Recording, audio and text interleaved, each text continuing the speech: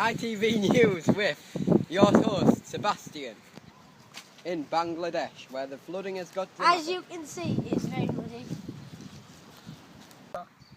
Some of the main losses in this flood is loss of crops, loss of homes, animal hospitals, and loss to people and also their businesses. Here we see in the background is the help centre, or the homeless that have lost their homes to this horrible flood. Oh, and in the background we see one lucky survivor that will be transferred to the help centre and will be treated at the help centre. Oh my god! Crew, Oh my god, oh my god!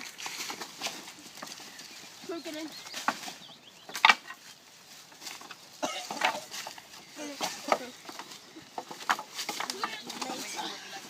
Right. I broke my leg. What the hell? Get your leg out! Leg out! Get the leg out! Alright, I need water.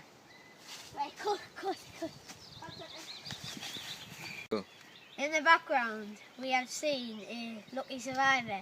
Now he is currently being treated in the health centre.